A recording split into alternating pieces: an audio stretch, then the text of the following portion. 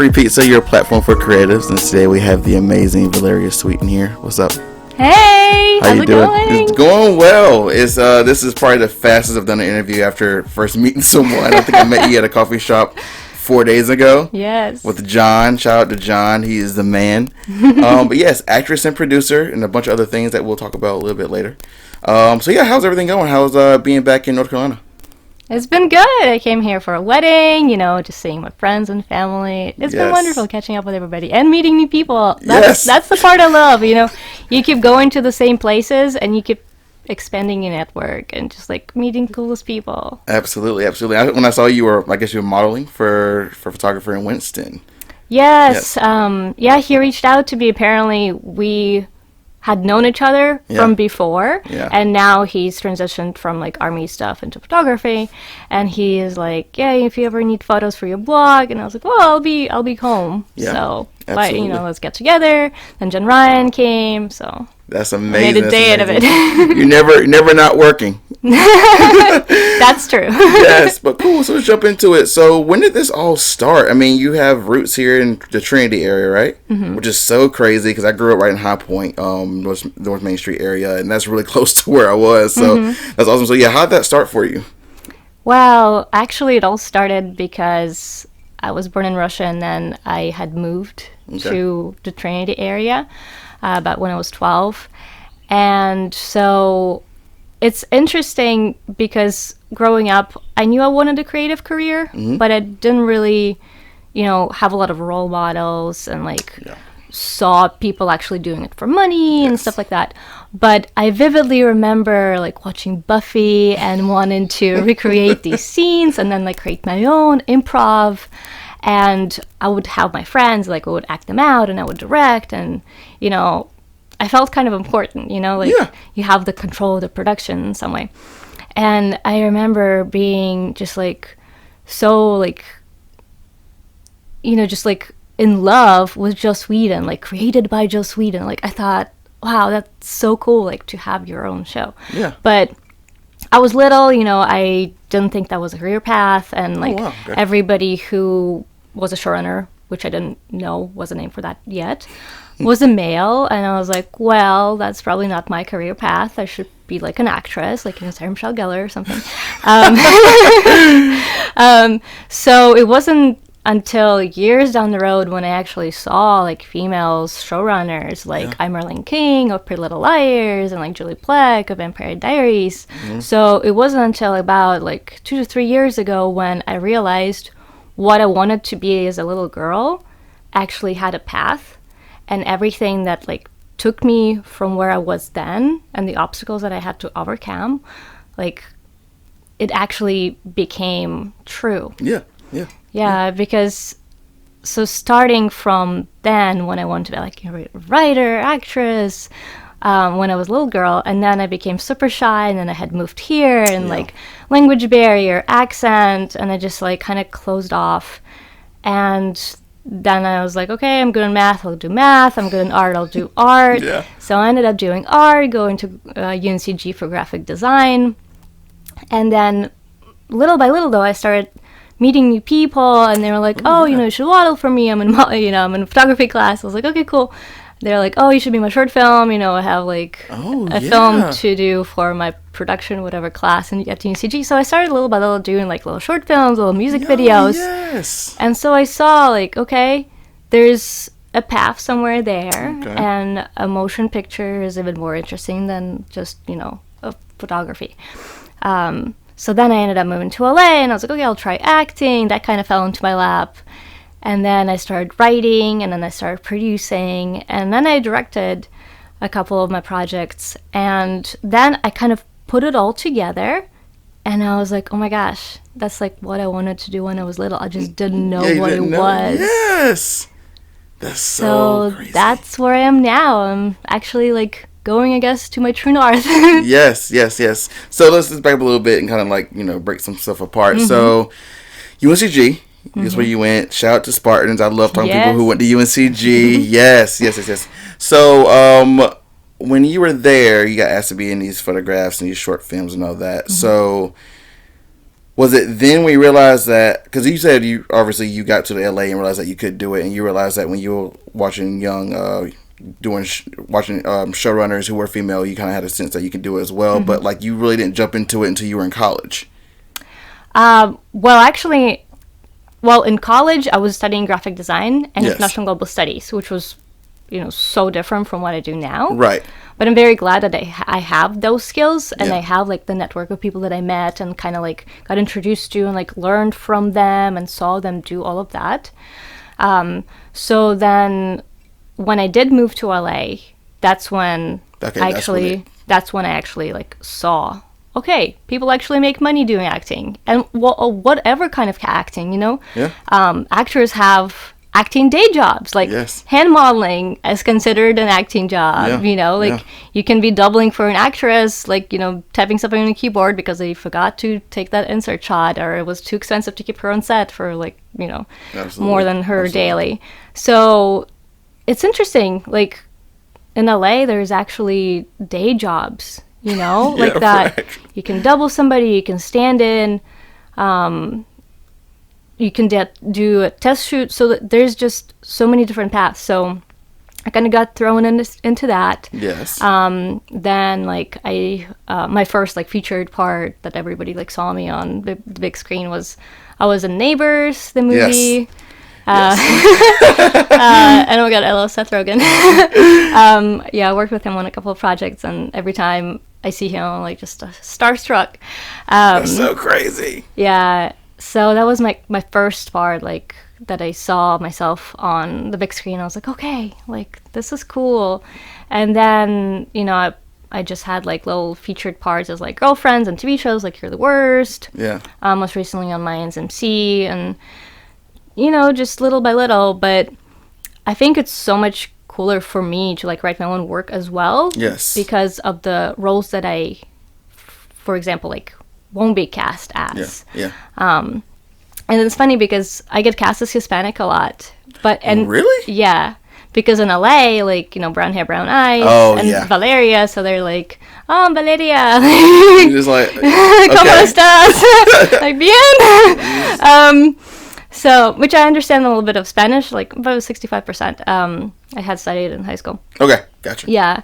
So, but I do audition for Russian parts, but they don't cast me as a Russian very often, just because I don't look typically Russian. Not blonde hair, blue eyes, not Hollywood Russian. Yes. But I have spoken Russian in Rob Riggle's little vodka commercial, because it was just so random, because he and I started speaking on set because he was talking about he was doing a Fox Sports little commercial ad. He started speaking how he's gonna do a vodka commercial next, and I was like, oh, you should do it with a Russian accent, and I'll speak Russian to you. And he was like, yeah, let's do that. That makes more sense. So I ended up speaking, telling him off kind of in Russian. What? And That's and to awesome. this day, because we'll work together, and he'll tell everybody she called me an American idiot. Yes. It's so funny. So once people know what skill set you have, they're most likely to use you for it. But when they're just casting, they kind of go off of your look. Right. Yeah. That's crazy. So what I'm wondering is, and how I wonder of how all actors and actresses do it. So when you do move to LA, did you have any intentions when you moved to LA to just kind of jump out there just to see what was going to happen? I mean, not at first. When I moved out there, I just graduated. I had my graphic design degree, so I was like, okay, maybe I'll do graphic design. Mm-hmm. But I was kind of burned out on that. Mm-hmm. So I just kind of wanted to see what LA was about, because I don't think anybody really knows what LA is about until they first visit it. Yeah. Even from photos of it, it's so spread apart. Yes, it is. That you just have no idea what it's going to look like. Is it going to look like the Hollywood Walk of Fame? Is it going to look like the Down? Is it going to look like Beverly Hills? Every part is so different. Mm-hmm. So, and the first time I visited, it was in June, and they had the June gloom where it's 65 degrees, yes. And super overcast. I'm like, I don't is this is LA? It's like, what's going on here? So I had moved, and I worked a couple of just like odd jobs, like at a hair salon, and then like I worked at, I forget, it was like some kind of marketing company, but I just like wasn't clicking with that. Right. And then people were like, oh, since you model and stuff, like you should join this agency. So I joined an agency. And then they were like, okay, well, you should get these websites, and the LA websites are like lacasting.com, actorsaccess.com. So you just join, and then like you pay a fee, like a monthly fee, which is like very low. You paid a fee to be a part of the agency? A part of the casting website. Casting website. Yes. Mm-hmm. Yes. But then you can see all the castings that are happening. So I went to a lot of castings, booked like, short films again, like got connected to people who go to different schools there. So like they kept using me, their friends kept using me. So like I built a reel. Mm-hmm. So I started through that, and then just started creating my own stuff, because I kept hearing like, okay, well, actors need to start writing their own stuff. Yeah. And I was like, you know what? Yeah, let's do that. Yeah, I should write my own stuff. I have ideas too. That's crazy. So, like, how are you developing the skills to meet these different criteria to be on these different short films and something like that? Are you because you didn't go to acting school? No. So how would that work? Yeah, so I took acting classes once I got to LA, and all kinds of different classes, from Meisner to like on-camera technique to commercial classes to improv classes, because you kind of have to be well-rounded and well-versed. And LA classes, oh my goodness, so it's interesting because, different teachers have different personalities, so you have to find one that you like, and you have to see, like, how supportive, how nurturing, like, the class is, and you just gotta pick what you like. So I kind of browsed around and, like, bounced back and forth until I liked the teacher, I liked the classes. And what I like the most are actually private 101 classes, because you actually get 1 hour one-on-one with the teacher, so you can, work on whatever material and not just get like 15 minutes per 3-hour class. Because I love watching people, but I've done it for so long that I'm like, okay, now I just need like kind of one-on-one practice. And it's good for auditions, because then you get like a last minute call, and you just be like, okay, are you available for an hour right now? Because I really, I can't wait until a 3-hour class, like on Thursday evening. Oh, yeah. So it's a little more convenient, a little more pricey, but a little more convenient. Yes, absolutely, absolutely. And for writing, I didn't go to classes for writing. I just read every book on writing I found interesting. And then I just went into it, and I think with writing, like, the more you write, the better you get. And of course they say that, like, read the more scripts of like the genre that you would want to write in. So, don't just read good scripts, like, read the actual genre that you'll be writing, because like TV writing is different from film writing. Like serialized is different from standalone series. So just, I think by doing it, like they say, practice makes perfect, but practice just makes you gradually better. You may never become perfect, but it's okay. Just keep going. Yes, absolutely. Well, it seems hard to me, and I've watched a couple of the things you've been in to study up for this, but of how you completely changes who you are to fit a role. I mean, is that weird, or does any of that stick with you after you're done with the role? Like, how does that usually work? Well, it's interesting. It's actually a lot easier for me to act a complete opposite of myself than kind of like myself. I think I get a little more in my head when I'm kind of acting a character that's similar to me than when it's completely different, because I'm like so free to do whatever. If she like is super like mean, or like just like standoffish, like, it's easier for me to do because I don't do it in real life. Right. And I'm not thinking about myself, or like, oh, would I do that? Like, I'm like, this is what this character would do. So I like totally get into it. Like, I can get really prissy, and I don't know, it's fun. I definitely wouldn't say that I'd take any characters home. Okay. No. Okay. I'm thinking these characters like who are like your Denzels or whatever, who like play like these intense characters, and like I'm like, does that stay with them? Like, you just cut it off when the movie's done? Like, that's crazy that you're able to do that, because I don't think it would be really hard for me to act like something that I'm not. So that probably takes a lot of skills that you've probably developed, obviously, and that's, comes very easily. I think it's different for everybody. Yeah, absolutely, absolutely. So take us back to when you got your first role in LA. How did that feel? And what role was that? Oh my goodness. I don't even know what I consider my first role. I guess, okay, so my friend now, he had cast me in a series of projects. And one was like a commercial, one was an actual like short film, and it felt so good, and of course you feel validated, but it also felt like, okay, somebody else sees you for what you are, and they're not yet your friend, so they're not giving it to you because they feel like they have to give it to you, or like they actually feel like, okay, this girl deserves it. So the first few roles that I got like that, I just felt so thankful, because especially like growing up in North Carolina, where there's a lot of artists and a lot of, really good artists.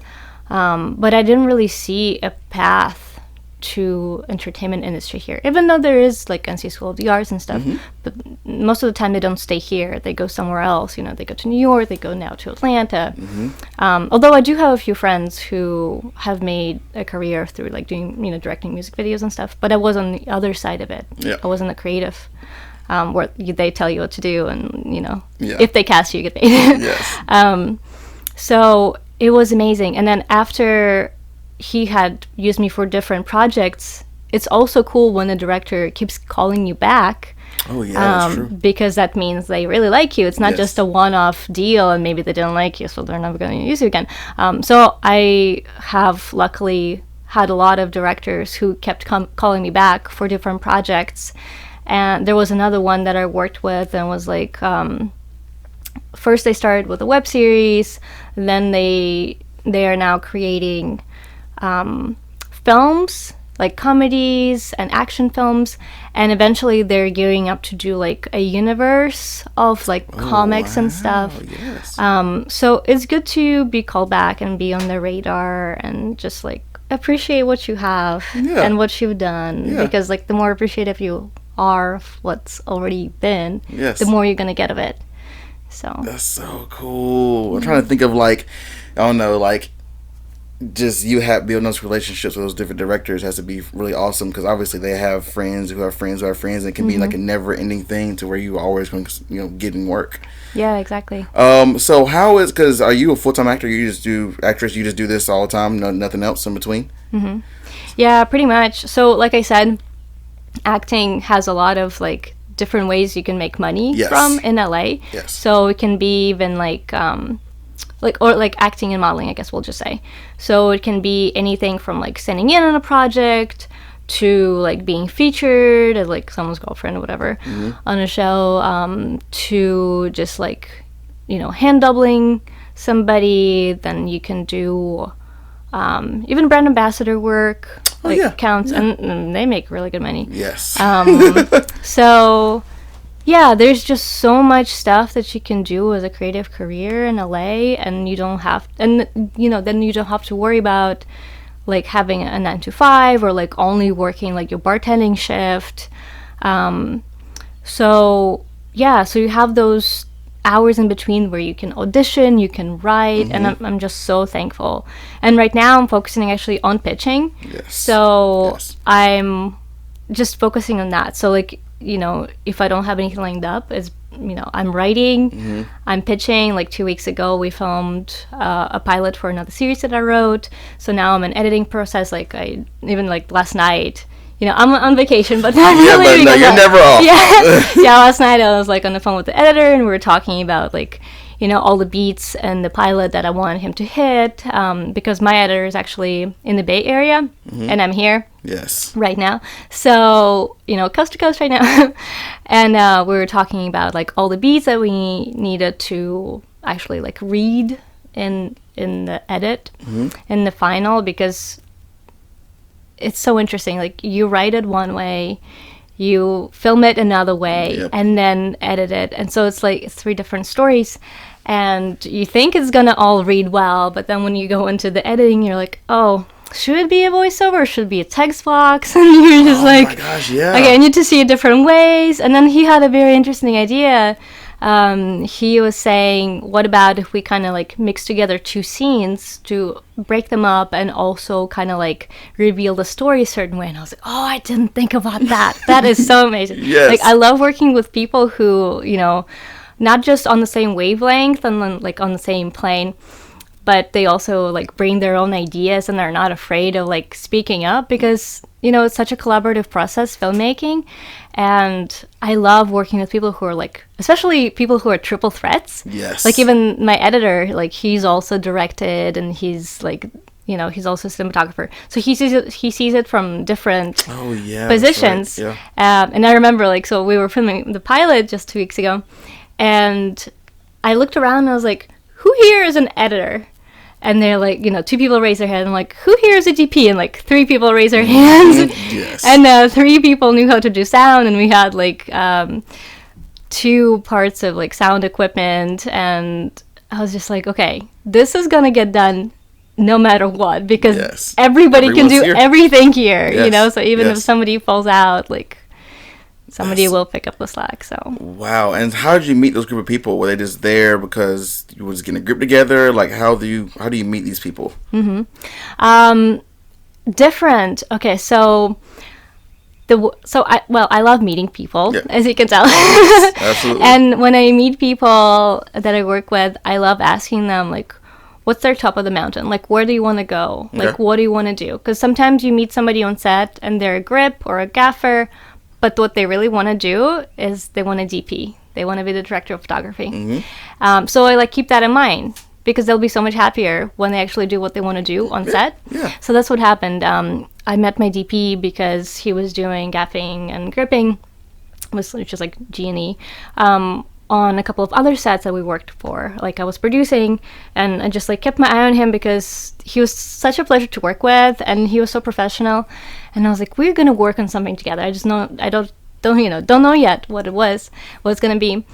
And so when I had this project going, I was like, do you wanna DP it? And he was like, yeah, I want to. So I was like, okay, let's do it. So he ended up DPing it. Another guy that I actually met him. He was editing a project, but I wanted to know like what he wanted to do, of course.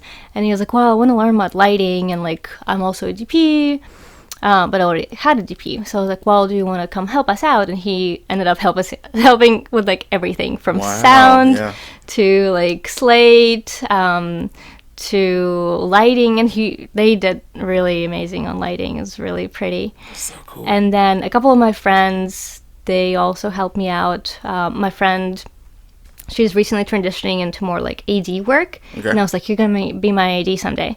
And she did such an amazing job. Like I was so impressed. Like you could tell when somebody enjoys what they do. And the whole day she was just like so excited to be there, like so excited to like help everybody. And like your AD usually is the one who calls action. It's not the director. And especially because I was in the scene. So she was doing that, and it was cool. And then other friends, I met them through friends. And another girl, she's never been on set, and she was my script supervisor. So she's never been on a real set, but she's actually done like, what's it called? Like kind of financing for movies. Yeah, so she knows it from that side, and she just loves movies. So I was like, well, you want to help out? And she was so excited. She was like, yes. So, that's the people I kind of look for to be on my set. Like, I want people to be excited and like have positive energy, because I want it to be a cool process. I don't want us just to go through a 12-hour day because it takes so long to film. Yeah. I want us to all be happy together. Yes. And like, they're meeting new people. I'm enjoying being with them. So. Oh my goodness. That's crazy. I mean, I don't think about how long and tedious being a director is, like how long the process is of being a director, and your hands are literally everything. You're handpicking people and your days are long and all that. So that's absolutely insane. So you're writing and directing this show that you have. Yeah, and producing. Oh my gosh. And is producing just like a combination of all like writing and directing? Like what does that mean? So producing is pretty much organizing the whole thing. Okay. So when you think of the director, you're probably thinking of all the things that producers doing behind the scenes. Especially it's different for like film and TV. So for film, it's usually like, directed by is very important. So like, Steven Spielberg, because the director on the film, they're actually like creating the whole world, how it's going to look. Everything has to be approved by the director, every department head. And then on TV is when it's the producer's world. Okay. So a producer is usually a writer on the show. And the showrunner is like the executive producer. Okay. And they're the one who are hiring the head departments and they're approving everything. And then the director is like the extension of that showrunner on the set of the one episode that they direct. So usually every episode is directed by a different director. Yeah, I've noticed that on different shows I do watch. Yeah. So that's crazy. So producing is definitely very behind the scenes. Yeah. So a lot of people, don't know to appreciate that because they just, they don't see what it is that they do. But if you notice, when an Oscar goes to a movie, the best movie, like it's picked up by a producer. Wow, I did not notice that actually. Yeah. That makes a lot of sense of now that you describe how that actually works. That's totally insane. I'm trying to think of like, what's a day in the life of you, when you're doing whatever? Like, I mean, how early are you waking up, or like what how is it for you every day? Yeah, it depends. I don't like waking up like too early, like not 6 a.m. Yeah. Like 7:30, 8 is okay. Yeah. And I usually like, get up, drink some water, whatever, and then I'll start writing because I think like my brain is best in the morning.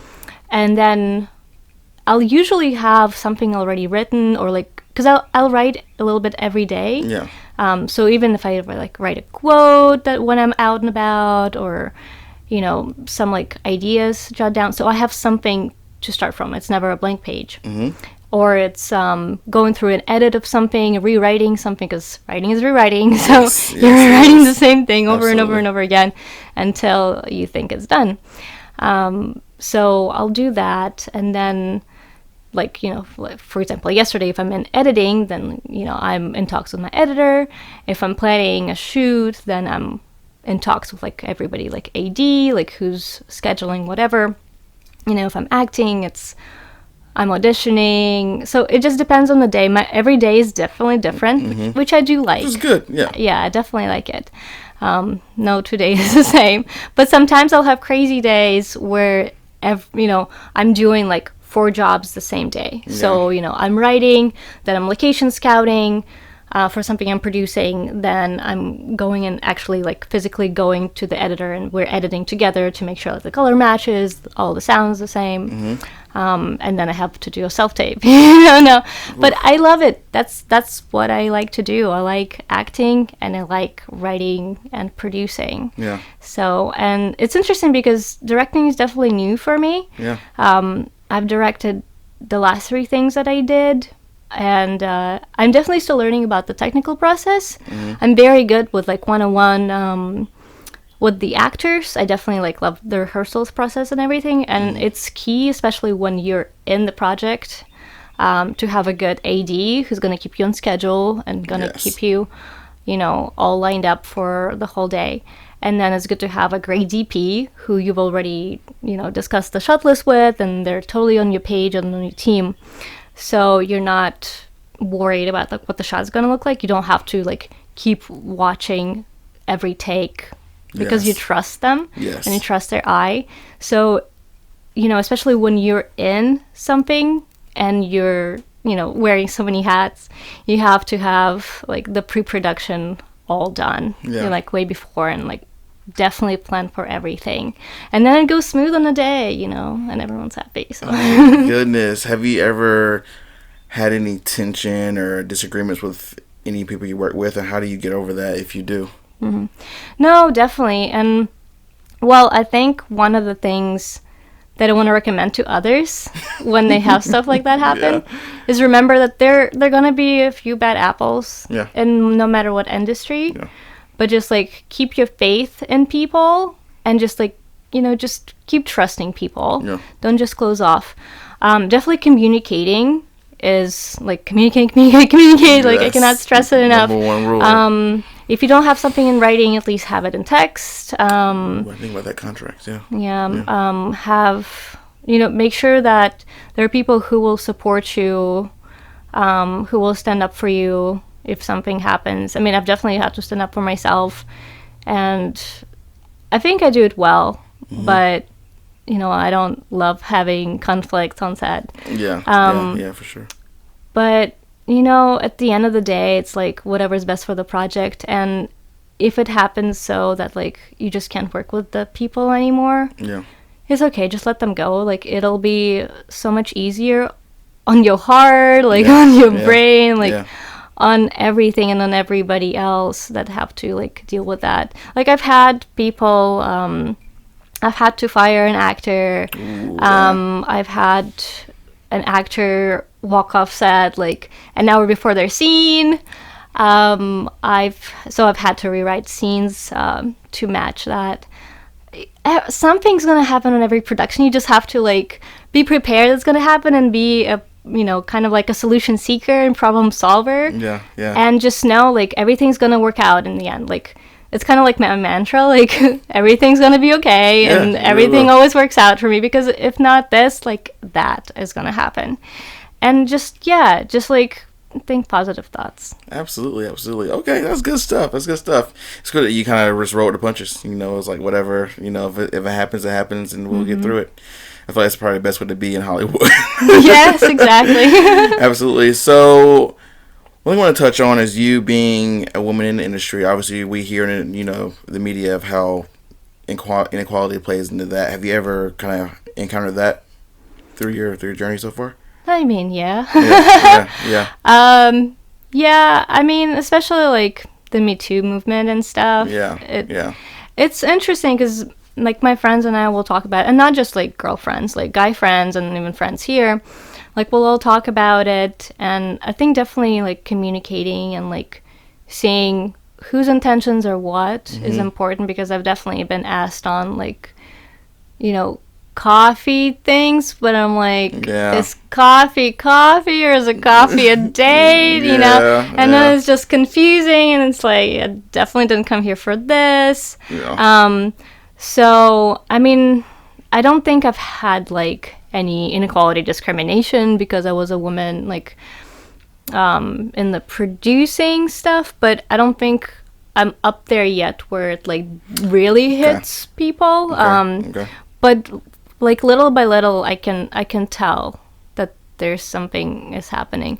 But I think things are improving. I really do. Even though I feel like I hear more stories now because people are kind of like coming out with them and are allowed to tell them. But I mean, nothing like horrible has happened to me. Thank goodness. Yeah. And that's one of the things I really wanted to touch on with you, because we see it, we've all seen it in the news now, and the Weinstein stuff and all that has come out to the light. So definitely want to see if, and I'm glad nothing's happened to you, but I definitely wanted to ask, because that's your primary source for that now.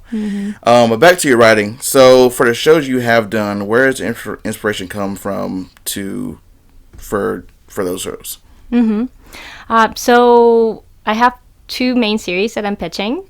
One is called Contenders of the Last Will, and it's like a mystery teen drama. And it's a sister shows to like Riverdale, Pretty Little Liars, Vampire Diaries. There's no supernatural in it, but like a solid teen drama about like 1800s kind of, but it's set now.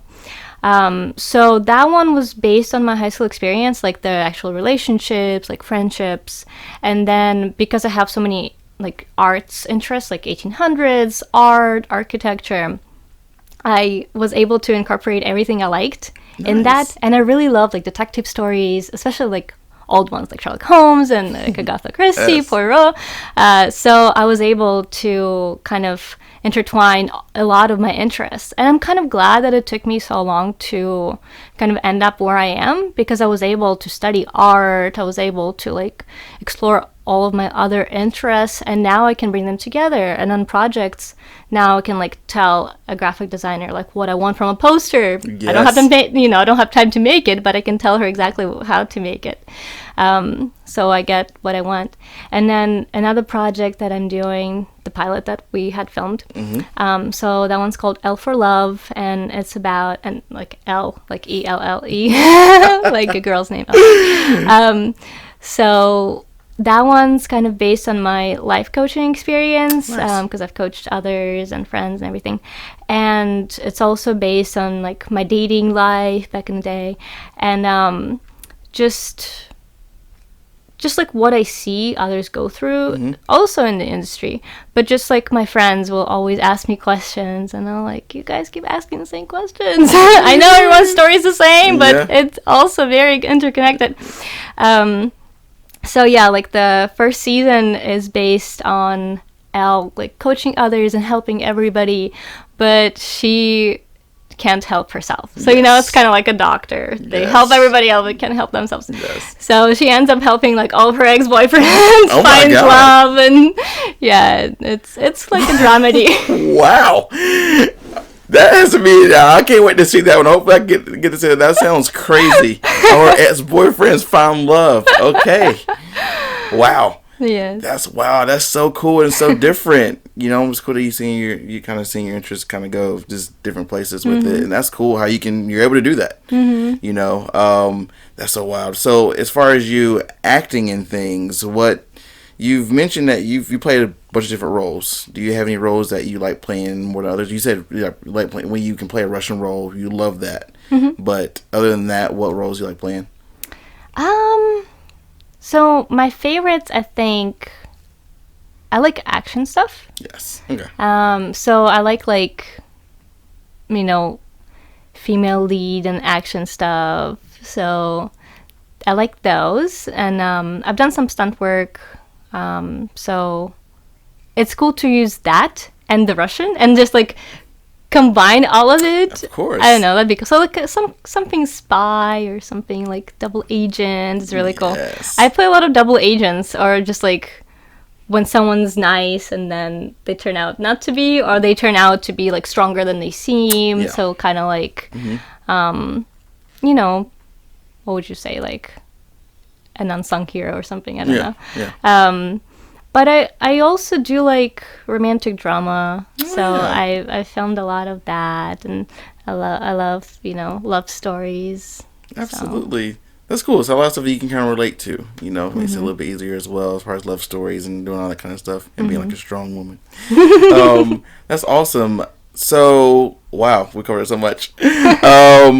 So if you could kind of go back and tell your younger self, like, because obviously you didn't think this was kind of possible when you were younger. What would you tell yourself, knowing everything you know now? Yeah.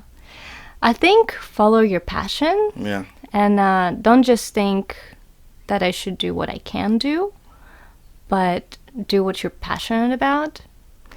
Because I think not just me, but a lot of people kind of, end up doing what they're quote unquote good at. Yeah. But what they're great at is their like hobby, what that they think, or something that their eyes just light up. And I think following that bliss and just like going for it no matter what, like just knowing that it's gonna happen. And I think just dreaming as big as you can, because it doesn't matter if you sound ambitious. Like, okay, you may never reach the top of the mountain, but you're gonna go to such great places on the way there. Yeah. That you're still gonna reach so much, and you never know. Like, you might start in one place and you're gonna end up somewhere else. Just like keep following your interests. Yes, absolutely. I love it. I love it. Before we bounce out, though, Neighbors. So I gotta ask, how did you get how that happen? How'd you get on that movie? Yeah. So I was cast as one of the sorority girls. Yes. So we were. So okay. So they had like about 10 sorority girls and like fraternity guys that were gonna be like regular on throughout the movie, and so we were there like a full month, like like 12-hour days, 14-hour days, 15-hour days, probably like 3 times a week, and it'll be like 8 p.m. until 9 in the morning. Oh my God. And we were like wearing little shorts and little crop tops, but I was lucky enough to like be picked the first day, like to be one of the sorority girls that kept coming back. So I was like in so many scenes, and honestly it was just so cool to see that movie take place because there was so much improv. And really, yeah, there was a lot of improv, and a lot of scenes didn't make it into the movie. I don't know if they're in like some kind of extended special features or something like that. Yeah. But I remember there was one very, very, very cold day, very, very long day, and it didn't even make it in the movie. No. Yeah, but a lot of the time you get picked for stuff like that based on your look. Okay. So that's one of the things we talked about. So I don't know, maybe it was the outfit that they gave me that they liked or whatever. And oh my gosh, it was so cool because Rose Byrne, she walked up to me on set and she was like, "I love your shoes. Where did you get them?" And when I looked up and I saw her, I was so starstruck because it was like my first like big movie I was on, and I was like, "I don't know." And she's like, "You probably got them at Aldo's, right?" And I was like, "Yes." And I remember watching her. She's in one of my favorite movies, Wicker Park. Okay. So it was just so cool seeing her and Seth Rogen on set. Like when you're on set with big people and you get to interact with them, like you can tell, okay, I'm supposed to be here. Yeah. And feeling you get, yeah. Yeah, I'm not just here just because like somebody picked me. Maybe they picked me. You never know who picked you. Right. So like they want you here. You're supposed to be here. Like relax. I love it. It's probably hard to relax in that kind of environment, though. I would be freaking out just seeing people just aimlessly walk around who are like movie stars and stuff. I relax a little more now. Yes, absolutely. Are most of your roles usually in LA or are you traveling around? Mostly in LA. Okay. I would love to go wherever though. Yeah. It'd be cool to travel. Yeah, I think if you were scouting for your own projects, if you were going outside of the California area. Yeah, I've shot 2 of my projects in Russia. Oh. So yeah, I was there on vacation and I was like, "Oh, let's shoot this. Why not?" And then so we shot one year. And actually it's called Red String of Fate, and it's in 6 festivals now. It won a couple of awards. Congratulations. Thank you. Yeah, and a lot more festivals are coming. We just don't know if we got in yet because it's in the fall and like in the winter. Yeah. So we'll be finding out about them soon. But yeah, it was in Russian and with English subtitles. And then the next year we did like a little sequel to it. And hopefully we can make it like a full-fledged movie one day. Yes. But yeah, it was cool to just go and like film something there. That's amazing. So I got one more question now. You mentioned that. I thought I was going to end it earlier, but a couple more questions. So as far as you able to get and everything over to Russia, like how was that process of bringing all your people over there? Was that difficult or? I actually found everybody there. Oh, so people are already there. Okay, gotcha. Yeah. So, but I had to find a whole new crew. I had to find an actor. That was an interesting process, and I do like that. So I wasn't aware how big or how small the industry is there. Mm-hmm. In the city where I'm from, it's called Kazan. Okay. And so it's not, okay, it's the 3rd capital of Russia. The 3rd capital? Well, Russia's so big, Yes, that's very true. Okay. But because it's not Moscow, I wasn't sure like what the industry's like. So I had kind of looked around for interest on making this, and my friend connected me to another girl named Valeria. No way. Yes. And she and we co-produced the first one. And she had found me the DP. And then originally he was supposed to be a gaffer for our project. But then like her and him and we were watching some auditions. And so he goes, I have an actor for you. Come tonight, like we're shooting something. I was like, okay. So I come and they're shooting something. And I meet this actor, and he was like perfect. And then the gaffer goes, do you guys need a DP? And I was like, you know what? Yeah, let's do it. You'll be the DP. Wow. So he ended up being the DP, and he found us the actor, and everybody did an amazing job. And then I had a few friends who have helped us along. So yeah, so we had found everybody. And the second time we shot it, a lot of people were out of the city, like when we were going to shoot it. So we had to find almost a whole new crew. But it was based on recommendations from the same people. Okay, so they were kind of, they were still cool to work with and everything. So never say, never take no for an answer. Yes. If somebody can't do it, ask them for a recommendation. Yo, that's so crazy. It's cool that you also, no matter obviously you're in LA now, that you kind of brings it back to your roots, back to Russia. That's very cool to see. So how is it putting your things in the festival circuit? How do you do that?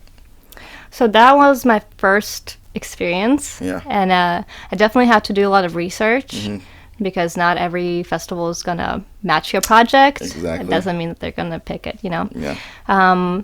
So research is the first thing. Yeah. And then just like go to everybody's website, go to their previous projects, go to their previous winners, see like even are they a legitimate festival, That's very true.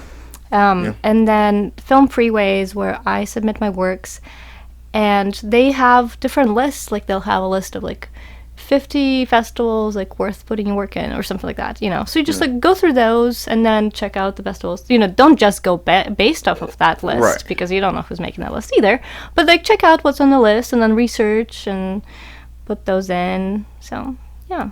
Wow, that's cool. You just don't think about how much work goes into doing so much. Because it seems like to me it's like, okay, you upload your project to a festival, who cares? But it's like, nah, there's a lot more that goes on than that. They also get expensive, so you should research it. Yeah, that's right. I didn't think about you had to probably pay for your submissions. Between like $30 to $100. When you go to like Cannes or Sundance, it gets expensive. So. Oh my gosh. And definitely like think about, are you going to be able to go?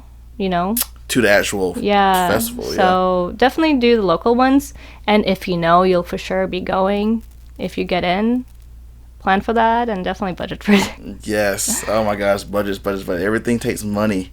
Oh my gosh. So one more thing I want to ask you. Do you still have an agent?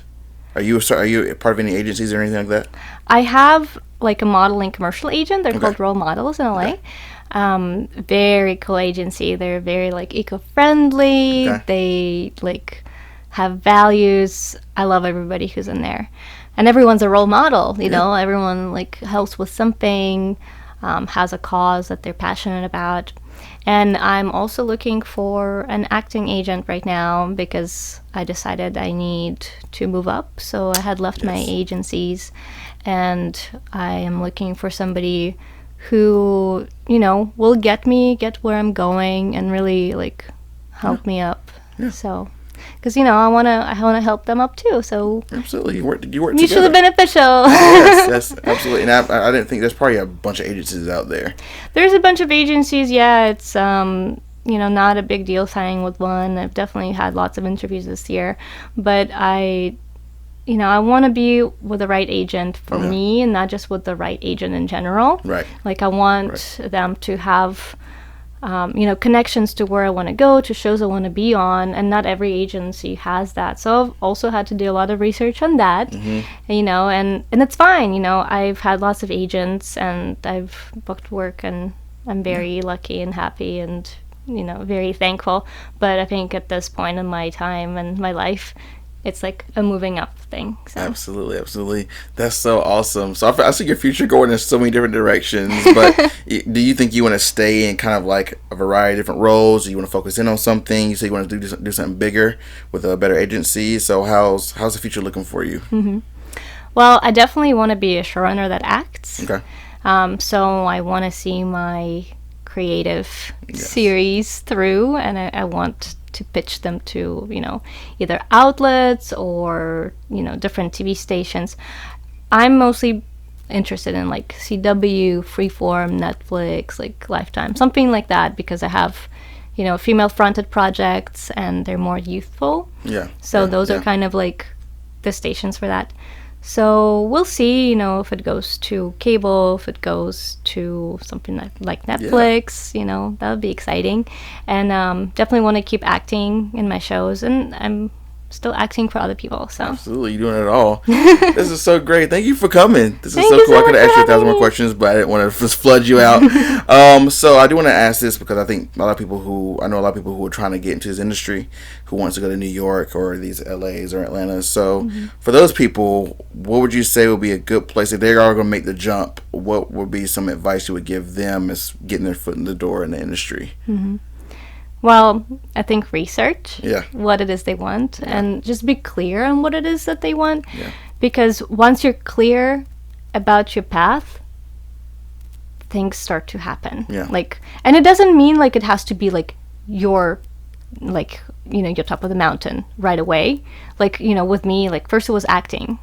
So just decide on one thing and do that, and it's gonna take you to other routes. Or a lot of people in LA, they start in acting and then they go to like production design, directing. They find whatever is their thing, but they start with one. So just start with one, like I started with acting, and then it'll take you to where you're supposed to be. So I'm not saying like just start with acting. You can start with whatever. Start wherever. You can be a production assistant, but just start. Meet people, be a good person, like help others, help other projects, and just keep going. Don't stop. You can't. Don't give up. You can't stop in that industry too. One thing I would like what you mentioned earlier is when you're writing, you read all the resources you could find on writing. You know what I'm saying? That is probably very important too. Is it's not going to come easy or going to land in your lap. You got to do a lot of work to get those various points. And I'm glad you mentioned that, because that's just really, really beneficial for people to know that you're going to have to just hustle. But yes, thank you. Yes, this is it. I'm my mind is kind of open now to how the industry works. Like I said, I could have asked you a bunch of different questions, but I just wanted to get kind of a ballpark of how, your life works, and it's definitely all over the place. But I'm rooting for you. I hope I see those, projects, hit the mainstream TVs, you know what I'm saying, or wherever you want it to hit. Thank you. I definitely want to see it. And if they do, please link us, and we'll definitely spread the word about that to people here and our followers as well. Thank you so much. Yes, of course. Thank you for coming. And Free Pizza, we're everywhere on all social media platforms. Give us a follow. Follow Valeria. We'll put all your links in there. Where can we find you on the internet? So my Instagram is Valeria Sweet Official. So Valeria Sweet Official. Absolutely. And then my blog is thesweetpost.com. Yes. Cool. So follow her if you want to see everything she's doing, which is so many things. But yes, thank you for coming in, and we're out.